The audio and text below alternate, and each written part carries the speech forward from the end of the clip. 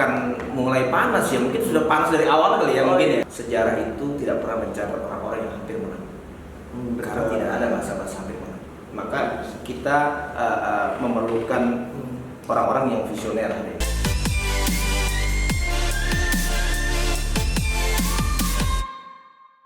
Oke, selamat siang Tribuners. Kembali lagi bersama saya Fahri Mahayupa di Tribun Series episode kali ini. Sebelum saya ngobrol lebih lanjut, saya mohon izin buka masker dulu ya, karena kita udah vaksin dan kita udah menjalankan protokol kesehatan. Di samping saya ada tamu istimewa, yakni Nidya Istiono, Ketua MPG Kaltim. Siap. Wakil Ketua Bidang Pemuda dan Olahraga Golkar Kaltim, dan Sekretaris Fraksi Bang ya, Siap. DPRD Kalimantan Timur, bakal menemani kita semua dan ngobrol-ngobrol tentang sepak bola. Oh, siap. Enggak, yang jelas ketika saya mengundang teman-teman partai pasti kita akan membicarakan tentang politik di Kalimantan Timur. Ada beberapa teman-teman yang datang Bang, dan hari ini alhamdulillah Golkar mengutus Bang Tio Bang ya, biar Dipanggil, enak bukan ya. mengutus, dipanggil. Dipanggil secara Tribuners. Jadi kita akan berbincang soal politik. Bang, Siap. ini seluruh partai politik khususnya di Kaltim telah mengklaim lah Bang ya, bahwasanya sudah melakukan pemanasan dan lain sebagainya untuk menjelang kontestasi di tahun 2024 ya. Apa Golkar sudah melakukan hal itu juga atau gimana? Sebelumnya saya sapa dulu para Tribuners ya. Betul Pak. Dan Mas Fahri, Ya. salam hormat. Selamat pagi. Karena semangatnya selalu pagi. Pagi. Walaupun malam tetap selalu pagi. Jadi terkait persiapan kontestasi di 2024 ya tentu kalau bicaranya start engine ya tentu semua partai pasti melakukan hal yang sama. Tinggal bagaimana kemudian geliat partai-partai ini kemudian bisa terekspos, kemudian bisa juga menyentuh kader, menyentuh masyarakat yang kemudian tentu masyarakat akan menilai kan. Kalau bicara Golkar hari ini ya tentu kalau bicara Kalimantan Timur bukan mulai panas ya, mungkin sudah panas dari awal kali ya mungkin ya. Dan kemudian di tingkat nasional kan juga Ketua Umum kami Pak Airlangga Hartarto juga hari ini sudah jauh-jauh hari kita sudah melakukan banyak hal yang kemudian mempersiapkan 2024 kira-kira seperti itu. Artinya konsolidasi baik di tingkat nasional, kemudian provinsi, kota sampai ke bawah sudah dilakukan. Alhamdulillah semua sudah dilakukan dari awal, dan kemudian bicara proses dan progres hari ini ya tentu masyarakat Kalimantan Timur juga dan Tribuners juga bisa melihat, dan kemudian melalui media juga kami banyak melakukan hal-hal yang terkait membantu masyarakat terkait misalnya salah satunya kita lakukan yang namanya vaksinasi. Nah, kemudian yang kedua kita juga lakukan namanya bantuan dalam bentuk sembako. Kemudian kami juga melakukan banyak hal terkait misalnya hari ini karena saya ketua MPG, kebetulan di MPG itu banyak divisi-divisi. Yang hari ini kami sedang mengembangkan divisi terkait hidroponik. Nah, yang itu isinya anak muda. Isinya ya kebanyakan di bawah 30 lah itu. Kebanyakan. Ya ada sosioproduktif. Yang kemudian kita coba menggiatkan yang namanya petani milenial. Nah, kemudian yang kedua, peternak. Nah, kita sedang membantu masyarakat terkait keilmuan tentang breeding sapi. Penggemukan sapi. Itu yang kemudian kita jalankan. Kemudian kalau dibilang olahraga, karena memang saya di DPD 1 Golkar Kaltim sebagai wakil ketua bidang pemuda olahraga, yang kemudian ex officio adalah ketua MPG Kaltim. Bidang olahraga tentu AMPG juga punya tim sepak bola. Kami kebetulan juga bekerja sama dengan RJM FC.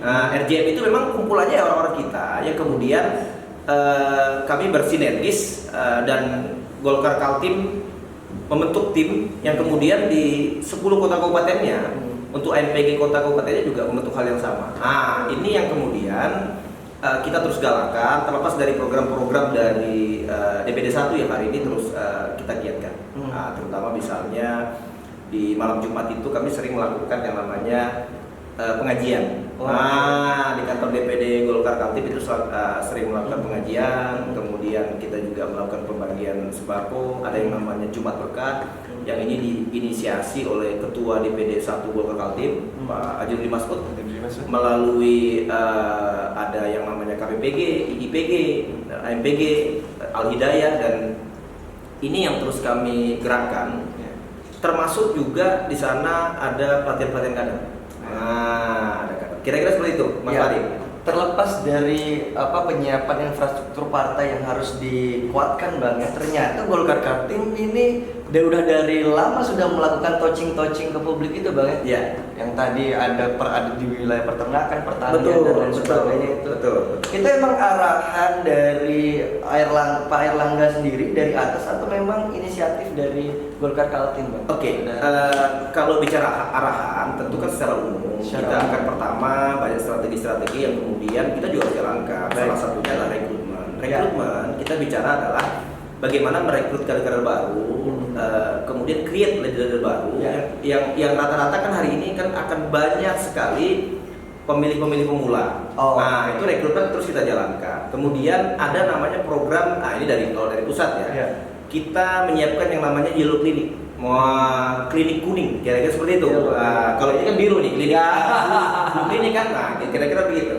Yang itu kita siapkan bagi masyarakat yang kemudian ingin berobat, kira-kira seperti itu. Kita siapkan yang namanya yellow clinic, dan kemudian untuk sistem pendidikannya, untuk kemudian membangun SDM di Golkar itu kita ada namanya Golkar Institute. Golkar Institute yang hari ini memang terus kita galakan supaya para kader-kader Partai Golkar kemudian menjadi mengerti terkait politik, menjadi cerdas, kemudian memiliki etik yang bagus lah ya dalam kemudian kita berpolitik. Kira-kira seperti itu. Karena kan kalau bicara politik ya, karena saya memang backgroundnya adalah ekonomi di entrepreneur. Tapi kalau bicara politik, saya ingat apa yang dikatakan Kaplan atau Harold kalau tidak salah, bahwa politik itu adalah siapa, bagaimana, dapat apa, dan seterusnya. Nah, ini kemudian ada take and give sebenarnya.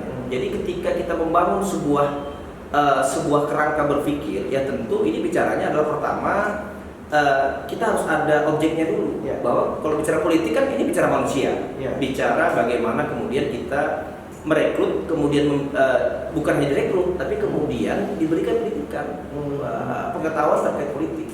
Nah, kemudian setelah itu apalagi ya, tentu ada program-program lain yang kemudian ini ujung-ujungnya adalah action. Nah, ini kita nggak boleh juga kemudian di atas kertas itu menjadi sebuah sebuah konsep yang luar biasa, tetapi kemudian tidak bisa dijalankan, ini juga bahaya. Nah, jadi kalau bicara program, bicara inisiasi dari Partai Golkar sendiri, yaitu infrastruktur yang sudah ada, karena Golkar adalah salah satu partai yang sangat senior ya, bicara nggak bisa ditanding. Sangat senior, tentu infrastrukturnya sudah ada, jaringannya sudah ada, baik itu dari tingkat RT, tingkat kelurahan, kecamatan, kota kabupaten, kemudian provinsi sampai dengan di tingkat pusat. Nah, ini tentu bicaranya kan adalah link ya, bicara jejaring. Ya tentu kalau bicara jejaring ini kalau tidak kemudian kita rawat, tidak kemudian kita berikan asupan, baik itu pendidikan politik, baik itu kegiatan-kegiatan yang kemudian ini untuk masyarakat, ya tentu barang-barang ini kan tidak bisa kita gunakan, tidak akan efektif. Ini bicaranya adalah efektivitas. Bagaimana kemudian partai dapat sebuah partai dapat merebut kepercayaan, merebut simpati, yang kemudian ya tentu kita dari partai sendiri akan memunculkan, dari proses itu akan memunculkan kader-kader potensial yang kemudian nanti kita persiapkan untuk fight dalam sebuah kontestasi politik. Nah, jadi ya tentu perlu pendidikan dan juga perlu proses lah, kira-kira seperti itu. Nah, kita harapkan hari ini Golkar insya Allah dan alhamdulillah sudah berhasil bertransformasi menjadi Golkar yang lebih modern, kira-kira begitu. Lebih modern, dan hari ini bukan hanya partainya tua, tetapi isinya itu anak-anak mudanya juga luar biasa. Itu ini yang menarik nih, Bang. Iya, makanya ini kan kebetulan saya ketua MPG itu angkatan muda paling ganteng. Angkatan muda Partai Golkar. Kira-kira itu Mas Fahri. Artinya Golkar Kaltim telah membaca situasi dan kondisi bahwasannya dari 2020 sampai 2030 ada bonus demografi yang udah bisa kita tampik, Bang. Iya. Artinya tadi ketika Bang Tio bilang bahwasanya posisi pemuda itu, pemilih milenial atau pemilih pemula itu jadi bot ya, Bang. Iya, betul. Dengan langkah-langkah politik yang sudah disusun oleh Partai Golkar. Betul. Artinya begini Mas Fahri. Tentu kita sebagai kader-kader muda tentu harus banyak belajar. Kedua, kita juga harus punya etika dan kita juga menghormati kader-kader yang sudah senior. Ya tentu kita harus belajar dari para senior-senior kita yang kemudian hari ini Golkar menjadi salah satu partai yang sangat disegani di Indonesia. Tentu secara infrastruktur Ketua Erlangga juga sudah menyiapkan semua terkait infrastruktur, terkait persiapan-persiapan, dan kalau bicara persiapan 2024 ya tentu kami selaku kader partai ya tentu mempersiapkan semua langkah-langkah politik, semua strategi, termasuk juga kita akan mengusung Erlangga di 2024 untuk Pilpres. Iya. Siap. Artinya Bang, kalau bisa saya meramal dan menghayal-hayalkan 2024 kader-kader muda ini akan bakal berkontestasi di pemilu legislatif. Insya Allah kita akan fight. Fight ya. Artinya Golkar dipenuhi oleh wajah-wajah segar lah, Bang. Iya, artinya hari ini kita akan mendorong para kader-kader muda untuk kemudian berani. Ya, ini kan poinnya ini, berani. Walaupun nanti ya kita fight juga dengan kan di Golkar juga banyak senior juga yang punya kemampuan luar biasa ya. Tentu kita harus banyak-banyak belajar lah. Namanya kontes tentu ada menang ada kalah. Tetapi bagaimana kemudian kita terus bangkit lah ya. Kalau bicara kalah sih saya selalu bilang dengan kader-kader bahwa kalau bicara kalah itu ya kalah is kalah aja. Kan gitu. Lose is lose. Nggak ada itu kemenangan tertunda, nggak ada. kalah, menang. Tapi kemudian bagaimana kita kalah, kemudian kita mengganti strategi, belajar dari kekalahan itu dan kemudian kita bangkit lagi. Itu yang paling penting. Karena kalau bicara tinggal sedikit lagi, saya hampir menangin.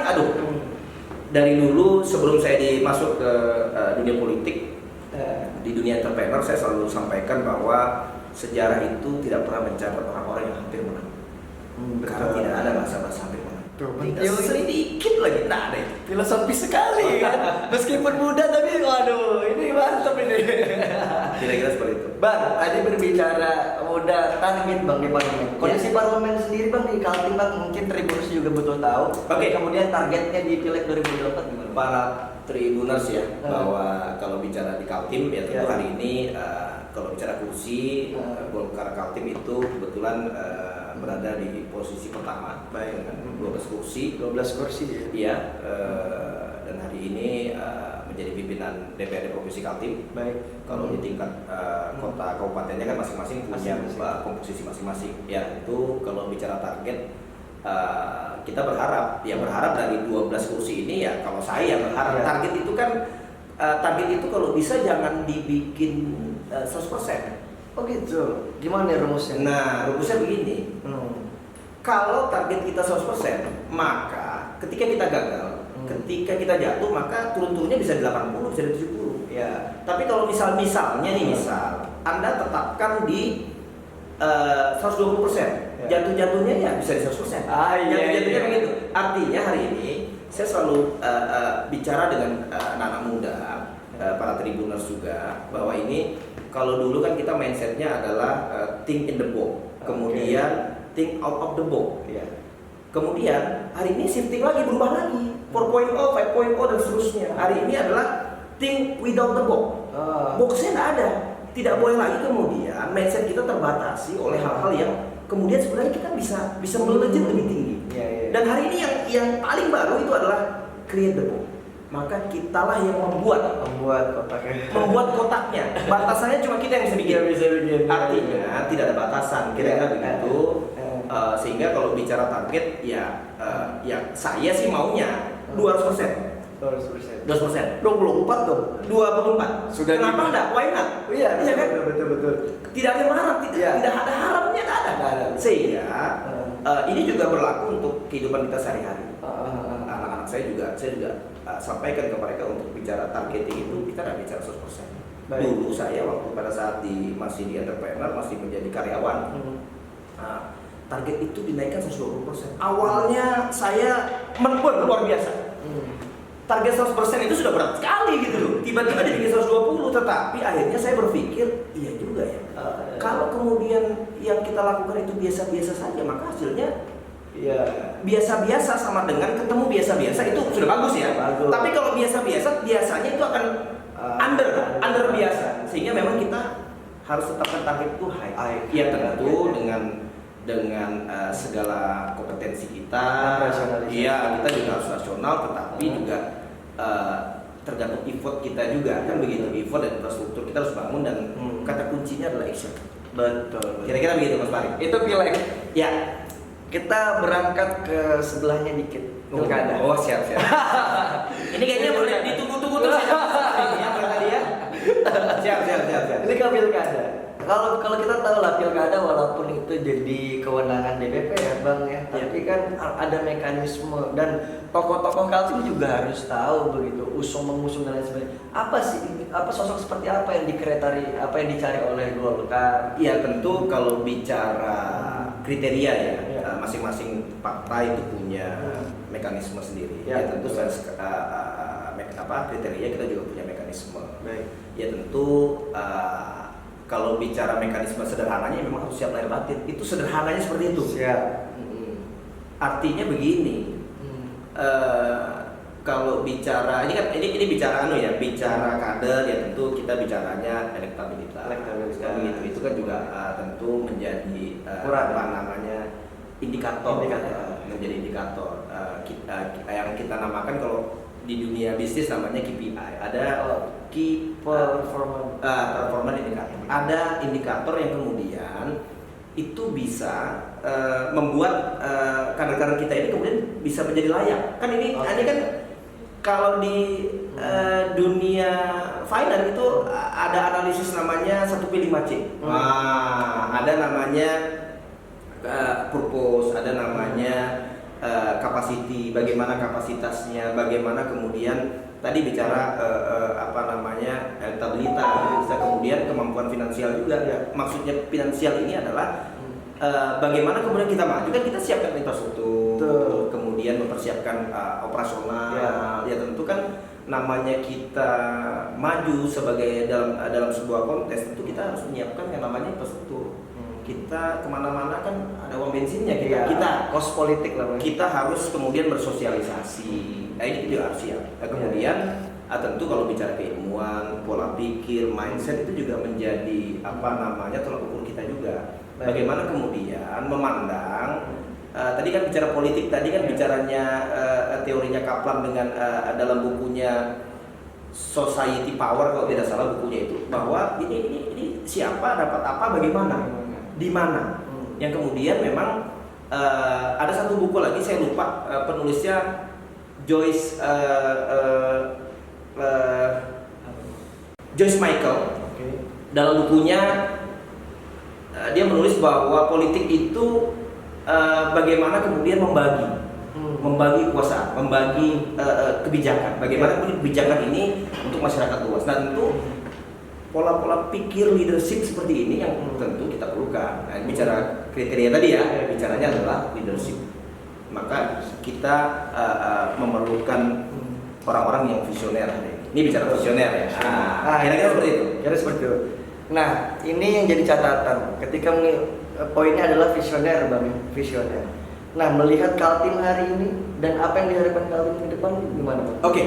Artinya begini, kalau bicara Kaltim ya, hari ini kita sedang mempersiapkan IKN. Kira-kira seperti itu. Dan hari ini sedang digodok, harusnya sih 2000 Ini 2022 sih harusnya sudah running harusnya. Nah ini tentu sekali lagi kalau bicara visioner tadi, tentu kita perlu mempersiapkan segala hal. Pertama, kita jangan lupa bahwa kalau bicara kekayaan Kalimantan Timur yang hari ini APBD-nya itu kurang lebih 40-50% itu sampai 60% bahkan itu bergantung pada sumber daya alam.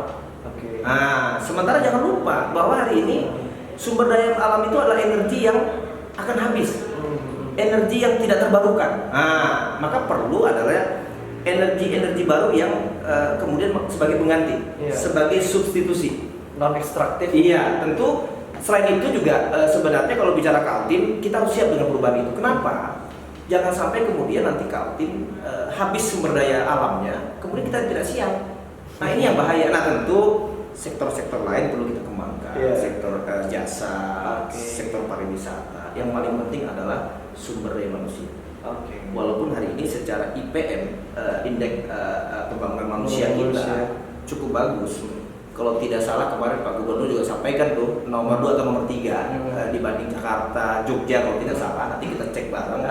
Mau dikoreksi kalau saya ini bahwa indeks IPM kita bagus, tetapi hari ini kita harus lihat berapa jumlah pengangguran kita. Nah memang kalau bicara pendidikan ini kan ada pendidikan formal dan non formal. Nah ini yang kemudian saya berpesan kepada Tribuners. Nah mau tua kek, mau muda kek, mau yang anak-anak kek, hari ini kita harus siap dengan perubahan. Karena jumlah penduduk Kaltim ini ya kurang lebih berapa ya? Kurang lebih ya 3 juta lah ya. Nah ini ada yang namanya ancaman hari ini, ada drip bahwa ketika IKN akan berdiri, maka persiapan 3 juta orang akan masuk. Maka gelombang besar. Iya, ini kalau kemudian kita tersindir, siapa yang mau disalahkan? Tidak ada yang mau disalahkan. Artinya kita harus prepare. Harus prepare. Maka tentu harapan kita, makanya Partai Golkar juga mendorong bahwa pendidikan di Kalimantan Timur itu jangan sampai kemudian terhambat. Kepada orang-orang tua, Anda harus fight supaya anak-anak Anda itu bersekolah sampai dengan tingkat tinggi. Kira-kira begitu. Karena kenapa? Pendidikan itu kan salah satu modal yang menjadi dasar juga kemudian nanti dalam competitiveness, dalam kompetisi maka ada punya daya saing. Betul. Ini kira-kira seperti itu. Tentu tadi bicara visioner ini ya tentu harus dipersiapkan. SDM kita harus dipersiapkan, diberikan pendidikan. Ya tentu pemerintah, kita berharap pemerintah Provinsi Kalimantan Timur kan melalui banyak dinas tenaga kerjanya, kemudian dinas pariwisatanya, dinas perindustrian perdagangan, koperasi, termasuk juga ada BLK. Ini kemudian bisa diaktifkan kembali dan kemudian secara productivity ini kan kalau bicara IKN kan sangat strategis ya. Hari ini Pemprov punya yang namanya Pusda yang hari ini sudah bekerja sama, contoh misalnya KKT yang pelabuhan hari ini bisa direct call, dia bisa langsung ke luar negeri. Ini juga masyarakat Kaltim juga harus tahu bahwa hari ini kita punya pelabuhan luar biasa, bisa langsung ekspor ke itu namanya direct call yang kemudian potensi PAD kita luar biasa, yang kemudian diharapkan kan juga menyerap tenaga kerja. Nah cuma masalahnya sekarang itu kan kita kerjasama dengan Pelindung. Nah masalahnya sekarang apakah kemudian masyarakat kita, tenaga kerja kita siap untuk kemudian diserap? Kan begitu, karena memang ini bicaranya high skill. Ya tentu kita perlu yang namanya pelatihan-pelatihan tadi, ada soft skill, hard skill yang kemudian nanti bisa diserap lah oleh perusahaan-perusahaan itu. Tentu kita kan harus nasional juga. Para pengusaha, kita harapkan juga para industri, para pengusaha ini Anda harus membuka lah peluang-peluang untuk masyarakat Kalimantan Timur untuk bisa dapat bekerja. Tetapi saya juga berpesan kepada tenaga kerja Kalimantan Timur untuk kemudian jangan berhenti untuk belajar.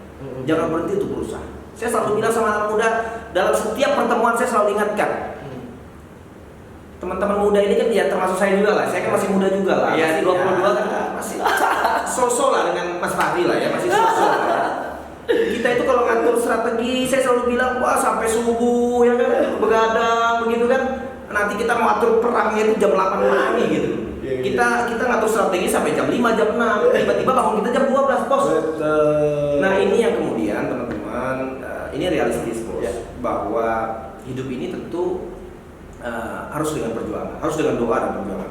Saya berharap teman-teman dan masyarakat Kalimantan Timur ya ini harus fight. Siap. Kira-kira begitu. Mantap sekali. Pertanyaan terakhir sebenarnya tadi saya mau tanya apakah dukung Pak Erlangga di Pilpres, tapi sudah dijawab. artinya itu sudah menjadi ini, Bang. Sudah menjadi kesepakatan dari ini. Oke itu Bang. Siap.